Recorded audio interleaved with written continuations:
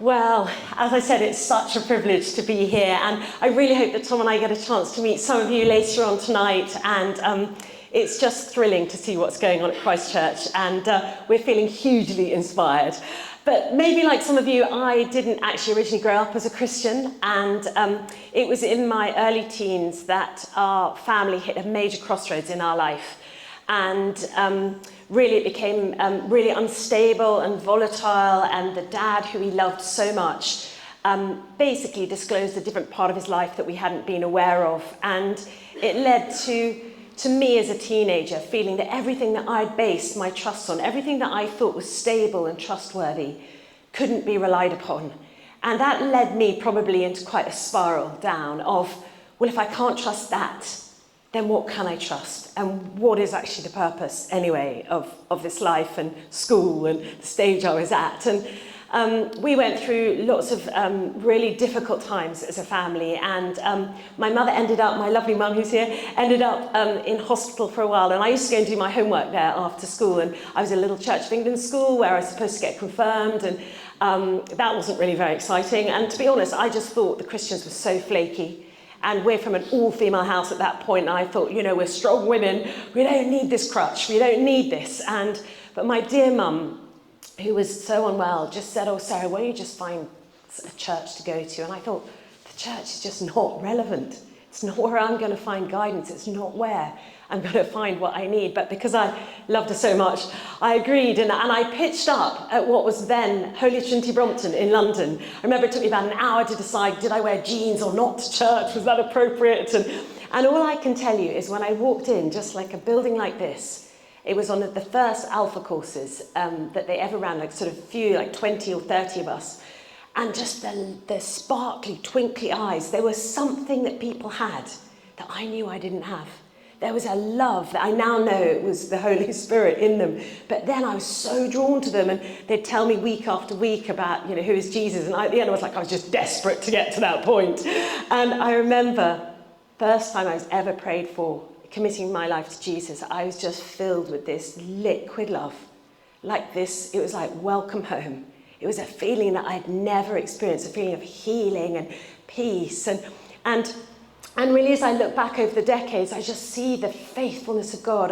I see that as a family, we went through seasons of losing everything, you know, moving houses, moving schools, but actually gaining everything because our faith and because of what Jesus meant to us. And I want us to think this morning about exactly that, how God guides us, how he is faithful through every step. And we're going to look at King David and all that God did for him in probably the most famous words of the Old Testament, if not the famous words of the Bible, Psalm 23.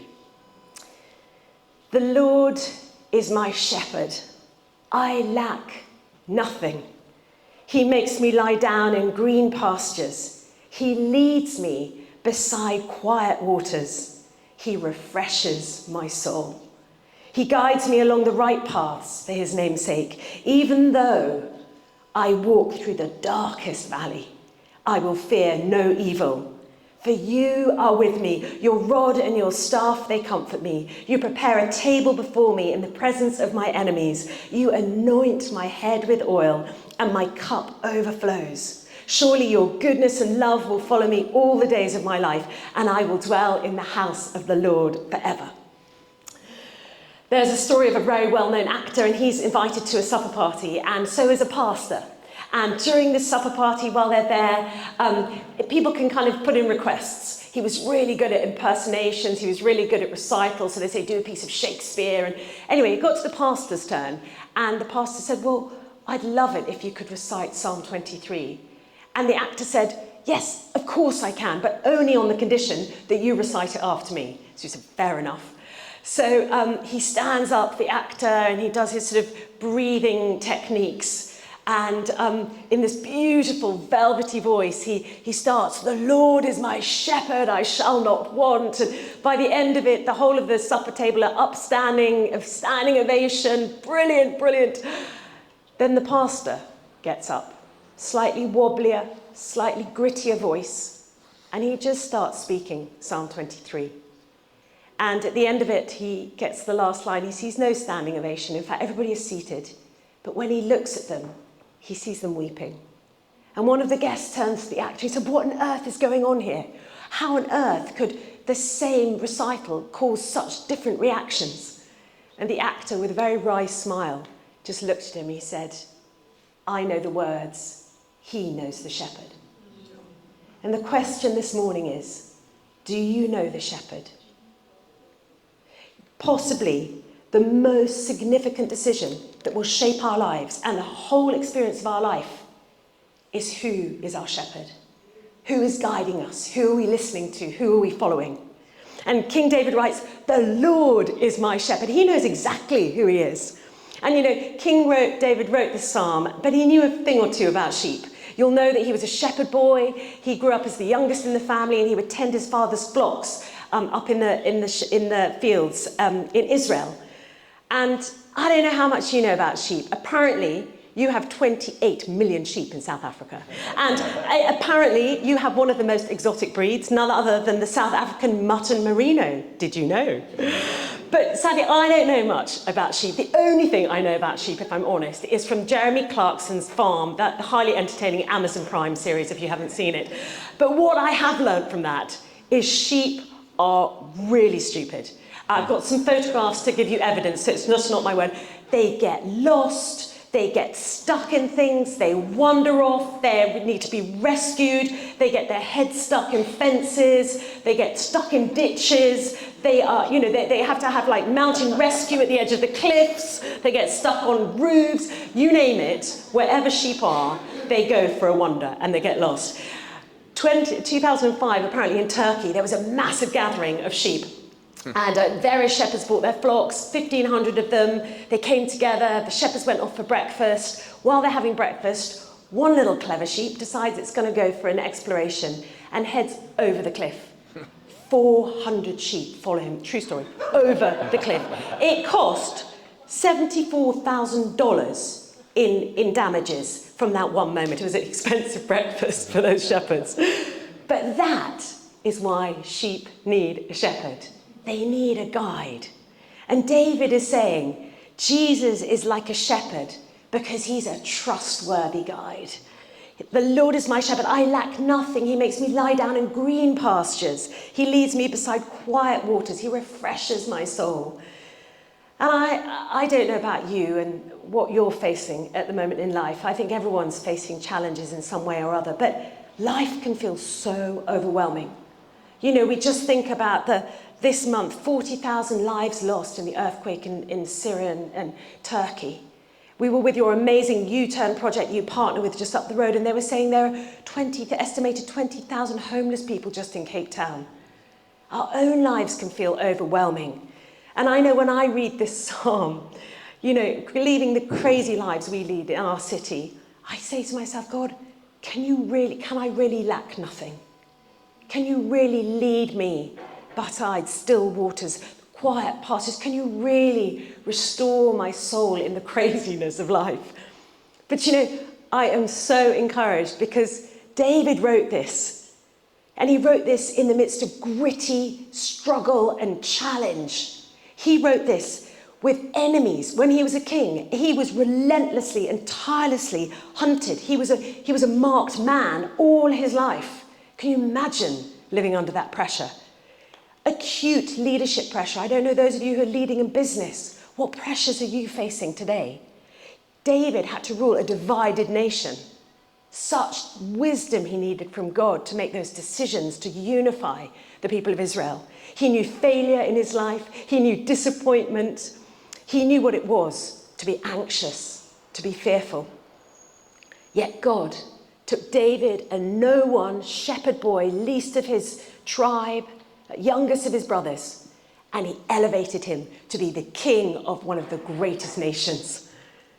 And maybe like with David, Jesus doesn't just want to direct your path to give you rest, which is so important, to give you peace, which is such a gift, but maybe he is just calling you into something greater, into a greater purpose, into greater influence, into a bigger vision than even that you have seen. And maybe he's even calling Christchurch into something greater than you have yet seen. What David discovered throughout his life, his struggles, his temptations, was God was faithful and trustworthy every single time. And he says, your rod and your staff, they comfort me. And I've got a little illustration here. Shepherd would not leave without this piece of equipment. This here is his staff. You could say it's the shepherd's crook. And what I love about this is God is said to be the shepherd, our shepherd. And any time we need guidance, it is used like a shepherd uses with a sheep. So this little sheep is wandering off close to an edge of a cliff, and just a little prod here, get it back on the path down to the valley. Or, it might be decisions in our life, career decisions. God, where do you want me to go with this? And we just need a little steering to get us back exactly on the path that he wants us to. It could be a relationship. God, I don't know how to bring this relationship back together. It's reached a dead end. He guides our decisions. He puts ideas in our minds. He steers us. And the shepherd doesn't do this by a remote sat-nav. The shepherd doesn't do this through a tannoy shouting at his sheep. The shepherd, this is not long. The shepherd has to be proximate to the sheep, that he can actually nudge them, direct them. That's how close Jesus wants to be to you and me, that he can steer our course, our decisions. He can guide us. And David says, it's not just in the easy times. It's in the dark times. It's in the challenging times. It's in the times when we feel there's radio silence and we don't know where to go or what decision to make. I recall some nearly 10 years ago hitting one of those crossroads, and I felt God was silent. I'd done 15 years. Tom and I took a church plant in 2000, absolutely loved it. We were there for 15 years, and I'd done every job. I'd been ops manager, executive director, pastor. I'd done all the building refurbs. Tom and I had a design company. And I found myself a lot of the time with a hard hat up scaffolding, looking at stone repairs, looking at architectural plans. And it was all great and really important stuff. But if I'm honest, deep down, I had this stirring. I was like, God, is this it? Do I need to settle? I'm all about seeing people set free and fulfilling their potential, and love your church and just wanting more. And it was a struggle, and I'd say it was a struggle probably that lasted a couple of years. And eventually Tom and I sat down and prayed, and he said, Sarah, I think God is moving you on. I was like, never. Tom and I are deeply loyal, full of duty, no. And he said, I think he's moving on. I think you've got to resign. And I remember thinking, that is so unwise financially. It's really bad for your resume to resign without knowing your next career step. I knew it all, but I knew he was right. And I took that step and I resigned. And I remember talking to Tom and saying, I know it's crazy, but I feel this call back to our home church, Holy Trinity Brompton. I feel like God's calling us home. And I suppose in a moment of weakness, Tom, I just wish that so-and-so would just pick up the phone and phone me and say, Sarah, I want to offer you a job. And he's like, well, Sarah, it doesn't happen like that, does it? But anyway, the next day, my mobile phone rings. Guess what? That very person phones me. And what do they open by saying? Sarah, isn't it time to come home? And they wouldn't have known, but that phrase for me, I knew it was the guide. I knew it was Jesus, and he was saying, that is your next step. And I've been with you every step of the way, even though you haven't seen me. And I've probably been like a little obstinate sheep wandering over there, feeling lost. I've been right next to you, guiding you all the way. And how would I have known 10 years ago what God would have given me the privilege to be part of, the Church Revitalisation Trust, seeing these churches planted in areas of some high deprivation, and seeing amazing young men and women raised up into ministry, taking some of them, their young families, into some of the hardest parts of our nation to say, we want to go and serve God. We want to go and start radically loving our city. We want to make sure that we're making an impact. We want, when we've planted a church, the educational rates to go up. We want knife crime to go down. We want the prisons to be emptied. We want to make sure that we are saying to the city and our community, we love you. We are here for you. We're not just here for our members, we're here for the city. And that is what we're seeing. And we're going to talk a little bit more about that at 6 o'clock tonight if you're interested. And can I say, it's nothing to do with me or our team. We are just conduits. It's something of the Spirit of God that he is doing at this time. And he's not just doing it in the UK, which we so desperately need, because we are heading over a cliff, but he's doing it around the world, and he's doing it here. So, God doesn't call us to be alone. And when I look back, I could never be doing what I'm doing now if I hadn't spent hours on scaffolds looking at plans. And I look back and I think, do you know, I was in boot camp. And I look back at David and I think him as a shepherd boy fighting off the lions and the wolves. He was in boot camp for leading one of the hardest nations and battles he was going to face in his future. And I just wonder for some of us here today, are you in boot camp? Are you hanging on with what you're doing, but actually God is in a season of preparation for what he's going to do in the future? He wants to guide you. He wants to steer you. He wants to speak to you and lovingly say, come on, just a little bit more left. That's it. I know what I've got for you. The second thing, because Jesus is our shepherd, he is our powerful rescuer. Even though I walk through the valley of the darkest valley, I will fear no evil. For you are with me, your rod and your staff, they comfort me. And so here we are back to the key equipment of the shepherd. Not only is it used for guidance and prodding, but the other end, this crook, this is used for rescue. So you imagine a little lamb in the carews gone stuck in a thorny hedge. So what does the shepherd do? The shepherd goes in and grabs it round the legs, pulls it out. What happens if it's like me, gets stuck in a pit of my own making? What does God do? He reaches down, pulls me out by the neck and says, come on, Sarah, back on solid ground. Come on. He's used this quite a lot for me. And that's what he does. He rescues. But there are two key pieces of equipment, not only the staff, but the rod. This would be kept by the shepherd kind of in his belt, it'd be slightly shorter. And this is a defensive tool. And it would probably have stone or you know, anything sharp embedded into it. And this, I mean, it's not long, but this is what David would have fought off the mountain lions, the wolves coming to steal his sheep. And do you know, they'd knock them on the head. This is like hand-to-hand combat, isn't it? It's close. I mean, I look at it and I think, I'd quite like to run away from a lion coming towards me with this. But no, the shepherd. Do I need to take this off? Sorry if you heard buzzing. Promise it's not tinnitus, but if it is, we pray for it. So they would hit them on the head, defensive. And even as early as the early Egyptians, there's some hieroglyphs that show the symbols of authority that this rod and this staff show to anybody in a nation. I think we've got a photograph of one. Here you can see there's the rod, and it has little flailings on it, and the staff. And even Tutankhamun, when they found his tomb, he too had the rod and the staff. And this says, I'm in authority. I am sovereign. I have all power. There is nothing and no one and no circumstance that can come against my authority and my power.